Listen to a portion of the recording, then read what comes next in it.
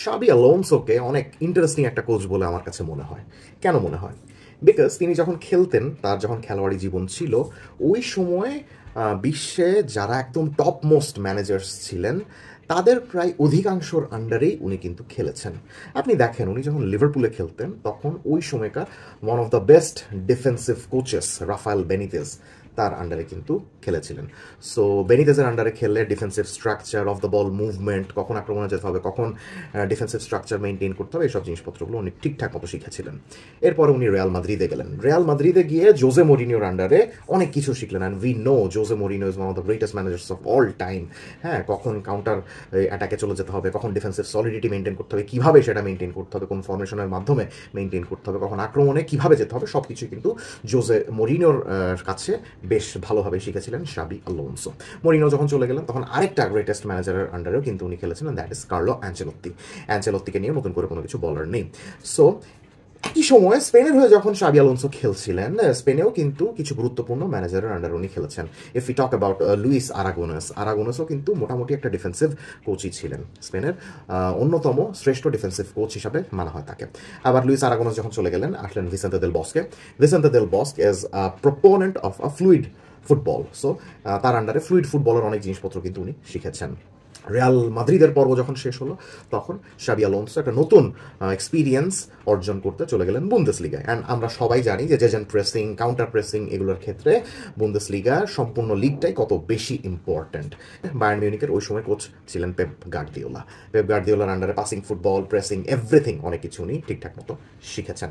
So আমার বক্তব্য হলো, দেখেন মানে এই টোটাল সময়টায় মরিনিও বা অ্যাঞ্চেলোত্তি বা লুইস আরাগোনেস বা রাফাল বেনিতেজের কাছ থেকে ডিফেন্সিভ স্ট্রাকচারও যেরকম উনি শিখেছেন, বুন্দেসলিগায় গিয়ে প্রেসিং ফুটবলের দীক্ষাও নিয়েছেন। পেপ গার্দিওলার কাছ থেকে পাসিং ফুটবল অ্যান্ড এসব ফ্লুইডিটির ব্যাপার স্যাপার উনি কিন্তু শিখেছেন। সো প্রত্যেকটা কোচেরই কিছু না কিছু জিনিসপত্র তার কাছে কিন্তু আছে, তার মাথায় আছে। সো ওই জিনিসগুলোরই প্রয়োগ উনি ঘটাচ্ছেন এখন রিয়াল মাদ্রিদের কোচ হিসাবে। অন্তত আমার কাছে এই জিনিসটা কিন্তু মনে হচ্ছে। আপনাদের কাছে এরকম মনে হচ্ছে কিনা জানি না। এবং সেটার আমরা সবচেয়ে বড় বিজ্ঞাপন, সবচেয়ে বড় এক্সাম্পল দেখলাম গতকাল বার্সেলোনার এগেনস্টে এল ক্লাসিকোতে। দুর্দান্ত কোচিং অ্যাস্টিউটের একটা প্রদর্শনী দেখলাম আমরা শাবি আলোনসো, যে এই কোচিং অ্যাস্টিউটনেসের কারণে বার্সেলোনাকে নিজেদের ঘরে 2-1 গোলে হারিয়ে দিয়েছে রিয়াল মাদ্রিদ। সেখানে আমরা দেখেছিলাম টিপিক্যাল বুন্দেসলিগার দলগুলোর মতো কাউন্টার প্রেসিং, সেখানে আমরা দেখেছিলাম টিপিক্যাল জোজে মরিনিওর মতো ডিফেন্সিভ স্ট্রাকচার মেনটেন করার সেই তাড়না, এবং সেখানে কিছু কিছু আমরা ক্রিস্প পাসিং বা ফ্লুইডিটিও কিন্তু লক্ষ্য করেছিলাম, ঠিক যেমনভাবে ভিসেন্তে দেল বস্কে তার স্পেনের দলটাকে খেলাতেন। আমি বলছি না যে পেপ গার্দিওলার মতো টিকি টাকা লেভেলের পাসিং কালকে দেখিয়েছে রিয়াল মাদ্রিদ, বাট এরকম প্রত্যেকটা ইনগ্রিডিয়েন্টই আমরা কিছু না কিছু দেখেছি, এবং সেই প্রত্যেকটা ইনগ্রিডিয়েন্টের মধ্যে সবচেয়ে বেশি ইম্পর্টেন্ট ছিল রিয়াল মাদ্রিদের অফ দ্য বল স্ট্রাকচার এবং তাদের প্রেসিং প্যাটার্ন, যে জিনিসটা আমরা গত কয়েক বছরে কার্লো অ্যাঞ্চেলোত্তি রিয়াল মাদ্রিদের মধ্যে কিন্তু দেখতাম না। সো এই শাবি আলোনসো যে নিজের ছাপ আস্তে আস্তে রিয়াল মাদ্রিদের উপরে রাখা শুরু করেছেন, সেটা সবচেয়ে বড় বিজ্ঞাপন আমরা গতকালকে কিন্তু পেলাম। কিভাবে পেলাম সেটা নিয়ে আজকের ভিডিও দেখে নেওয়া যাক। ম্যাচের আগে থেকেই রিয়াল মাদ্রিদের কোচ শাবি আলোনসো কিন্তু আমাদেরকে চমকে দিয়েছিলেন তার একাদশ নির্বাচনের মাধ্যমে। আমরা কি দেখলাম? আমরা দেখলাম যে রিয়াল মাদ্রিদ মোটামুটি 4-2-3-1 এরকম একটা ফরমেশনে মাঠে নেমেছে, যেখানে main striker of course Kylian Mbappe, এবং তার পেছনে অনেকটা অ্যাটাকিং মিডফিল্ডারের ভূমিকা ছিলেন আর্দা গুলের, বাম দিকে যথারীতি Vinicius junior.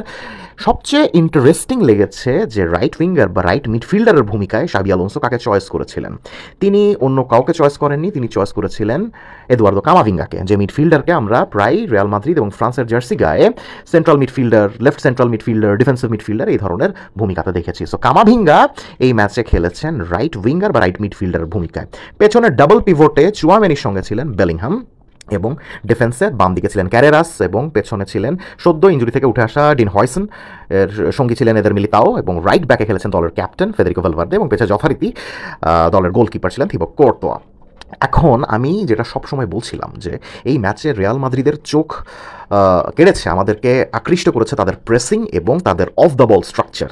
Of the ball স্ট্রাকচারে রিয়াল মাদ্রিদ কেমন খেলেছিল? অফ দ্য বল স্ট্রাকচারে আমরা দেখলাম যে এমবাপ্পে একটু বাম দিকে চলে আসলেন এবং তার সঙ্গে ওপরে প্রেস করা শুরু করলেন আর্দা গুলের। এখন বার্সেলোনার যে দুজন সেন্টার ব্যাক ছিলেন, এরিক গার্সিয়া ছিলেন এবং পাউ কুবার্সি ছিলেন, ওই দুজনকে ম্যান টু ম্যান অনেকটা প্রেস করছিলেন এই কিলিয়ান এমবাপ্পে এবং আর্দা গুলের। ফলে ওই দুজন সেন্টার ব্যাক সেভাবে বার্সেলোনাকে ইনিশিয়াল প্রোগ্রেশনের ক্ষেত্রে অত বেশি সাহায্য করছিলেন না। আর আমি যেটা কিনা আগের ভিডিও ভিডিওতেও বলেছি যে বার্সেলোনার বর্তমানে এই ডিফেন্সিভ পেয়ারিংটা আমার মোটেও ভালো লাগে না। এরিক গার্সিয়া এবং পাও কুবার্সির এই ডিফেন্সিভ পেয়ারিং আমার কাছে মনে হয় না ওয়ার্ল্ড ক্লাস লেভেলের, এবং সেই জিনিসটা এক্সপ্লয়েট করেছেন শাবি আলোনসো উপরে এমবাপ্পে এবং গুলারকে দিয়ে প্রেস করানোর মাধ্যমে। বার্সেলোনার রাইট ব্যাকে খেলেছেন জুলস কন্দা এবং লেফট ব্যাকে খেলেছিলেন আলেহান্দ্রো বালদে। মজার ব্যাপারটা হয়েছে সেখানে ভিনিসিয়াস জুনিয়র তার দিকের ফুল ব্যাক কন্দা এবং এদুয়ার্দো কামাভিঙ্গা তার দিকের ফুল ব্যাক বালদেকে প্রেস করেছিলেন। এর মাধ্যমে যে জিনিসটা হলো যে বার্সেলোনার 4 জন ডিফেন্ডারকে ম্যান টু ম্যান প্রেস করা শুরু করলো রিয়াল মাদ্রিদ। ফলে ইন্টারেস্টিং ব্যাপার যেটা হলো বার্সেলোনার যিনি গোলকিপার আপনার ভয়েচেক শেজনি, তিনি কিন্তু বল পায়ে দক্ষ না একদম। আপনি যদি তাকে আরও বেশি প্রেস করা শুরু করেন এভাবে, এবং তার সামনে থাকা 4 জন ডিফেন্ডারকে যদি এভাবে ম্যান টু ম্যান মার্কিংয়ের মাধ্যমে এভাবে যদি ব্লক করে দেন, তাহলে সে একে তো বল প্লেয়িং গোলকিপার নয়, সে আরও বেশি টেন্সড হয়ে যায় এবং সে সেভাবে বার্সেলোনা পেছন থেকে বিল্ড আপ করতে পারে না। সো সেই জিনিসটাই কিন্তু হয়েছে। বারবার আমরা দেখছিলাম যে সব জোনগুলোতে 4 জন অনেক বেশি বার্সেলোনাকে প্রেস করছিলেন। শুধু 4 জনই নয়, এই যে পেছনে 2 জন মিডফিল্ডার দেখছেন, চুয়ামেনি এবং বেলিংহাম, 2 জন দুর্দান্তভাবে বার্সেলোনার ডাবল পিভটকে প্রেস করছিলেন। ডাবল পিভটে গিয়েছিলেন পেদ্রি ছিলেন, যাকে কিনা বেলিংহাম প্রেস করছিলেন, এবং ফ্রেঙ্কি ডিয়ং ছিলেন, যাকে কিনা অরলা চুয়ামেনি প্রেস করছিলেন। এবং এই মাঝখানে আরেকজন প্লেয়ার কিন্তু ছিলেন যিনি কিনা বার্সেলোনা নাম্বার 10 এর ভূমিকায় খেলছিলেন, and that is Fermin Lopez. And Fermin Lopez চাইলেই কিন্তু রিয়াল মাদ্রিদের এই কম্প্যাক্ট স্ট্রাকচারটাকে ব্রেক করতে পারতেন, কিন্তু তিনি সেভাবে ব্রেক করতে পারেন নাই, কারণ তার আশেপাশে থাকা অন্যান্যরা তেমন ফিট ছিলেন না এবং সেভাবে ওইদিন পারফর্ম করতে পারেননি। লামিন ইয়ামাল দুর্দান্ত খেলোয়াড়, কিন্তু আমার কাছে মনে হয়নি তিনি যথেষ্ট ফিট। ফেরান তরেস যথেষ্ট ফিট ছিলেন না, বেশ বাজেই খেলেছেন আমি বলবো। রাফিনিয়া তো ছিলেনই না, অ্যান্ড রাশফোর্ড কখনোই প্রেসিংয়ের ক্ষেত্রে ভালো প্লেয়ার নয়, এটা আমি আমার আগের বিভিন্ন ভিডিওতেও কিন্তু বলেছি। সো এই জিনিসগুলাই শাবি আলোনসো এক্সপ্লয়েট করেছেন তার এই ফ্রন্ট সিক্সের মাধ্যমে, Mbappe, Guler, Junior, Vinicius Junior, Camavinga, Bellingham, Tchouameni এদের মাধ্যমে। এখন বার্সেলোনার ফ্রন্ট লাইন যদি ফিট থাকতো এবং বার্সেলোনার ফ্রন্ট লাইন যদি পেছনে থাকা মিডফিল্ডকে প্রেসিংয়ের ক্ষেত্রে সাহায্য করতো, তাহলে কিন্তু রিয়াল মাদ্রিদের এই ট্যাকটিক্সটা সুইসাইডাল হয়ে যেত। সুইসাইডাল হয়নি শুধুমাত্র একটা মাত্র কারণে, যে বার্সেলোনার প্রেসিং স্ট্রাকচারটা রাফিনিয়া না থাকার কারণে যথেষ্ট বাজে, এটা শাবি আলোনসো জানতেন, এবং তাদের খেলোয়াড়েরা ম্যাক্সিমামই ফিট নয়। সো যেহেতু শাবি আলোনসো আগে থেকে জানতেন, তাই ফ্রন্ট সিক্স দিয়ে এইভাবে উনি অফ দ্য বলে দুর্দান্তভাবে প্রেস করে গিয়েছেন এবং বার্সেলোনাকে হাঁসফাঁস করা অবস্থায় এনে দিয়েছেন। যেহেতু বার্সেলোনার ফ্রন্ট লাইন সেরকম ফিট নয় এবং সেভাবে কার্যকরী উপায় প্রেস করছিলেন না, সো মিডফিল্ডে পেদ্রি এবং ফ্রেঙ্কি ডিয়ং অনেকটা একা হয়ে যাচ্ছিলেন, স্পেশালি পেদ্রি অনেক বেশি একা হয়ে যাচ্ছিলেন। চুয়ামেনি বেসিক্যালি যে কাজটা করেছেন সেটা হলো বেলিংহামকে একটু সামনে যাওয়ার লাইসেন্স দিয়ে পেছনে as a proper defensive midfielder উনি খেলেছেন। শাবি আলোনসো এনশিওর করেছেন যে অরলা চুয়ামেনিকে যেন অন দ্য বল বেশি দায়িত্ব না নিতে হয়, পাসিংয়ের ক্ষেত্রে যেন বেশি দায়িত্ব না নিতে হয়, যে কারণে অরলা চুয়ামেনি দুর্দান্তভাবে of the ball structure maintain করেছেন রিয়াল মাদ্রিদের ডিফেন্সের সামনে দাঁড়িয়ে থেকে, যাতে কোনো ফাঁকফোকর দিয়ে বার্সেলোনা এই সকল জোনগুলোতে যেন পাস না বের করে আনতে পারে। He played as a monster game as a defensive midfielder, এটা দুর্দান্ত ছিল। অ্যান্ড দুর্দান্ত ছিলেন কামাভিঙ্গা এই সব জায়গাগুলোতে মুভমেন্ট করে একদম আলেহান্দ্রো বালদেকে আটকে রেখেছিলেন। এখন যেহেতু উপরে রাফিনিয়ার মতো প্রেসিং মেশিন নেই, তাই এই দিক থেকে বালদের মুভমেন্ট অনেক বেশি ইম্পর্টেন্ট হওয়ার কথা ছিল, ইম্পর্টেন্ট হতে পারেনি কামাভিঙ্গার মুভমেন্টের জন্য। শাবি আলোনসো দুর্দান্তভাবে কামাভিঙ্গাকে এখানে প্লেস করেছিলেন যাতে আলেহান্দ্রো বালদে ওইভাবে বল ক্যারি করে সামনে চলে আসতে না পারেন এবং রাশফোর্ডকে লেফট উইং থেকে বক্সে না ঢুকতে দিতে পারেন। এখন আমি আগেও বলেছি Rashford is never a world class player as a number 9, but he is a good player as a left winger. So এই ম্যাচে রাশফোর্ড লেফট উইংয়েই ছিলেন এবং রাশফোর্ড দুর্দান্ত খেলতে পারতেন যদি বালদে উপর থেকে ঠিকমতো আপ অ্যান্ড ডাউন করে তাকে ভেতরে বক্সে ঢোকার সুযোগ করে দিতেন। বক্সে রাশফোর্ড ঠিকমতো ঢুকতে পারেননি বিকজ ভালভার্দে রাশফোর্ডকে একদম সুন্দরভাবে আটকে রেখেছিলেন এবং ভালভার্দে ওইটা মনোযোগ দিয়ে করতে পেরেছেন বিকজ কামাভিঙ্গা বালদেকে আটকে রাখছিলেন।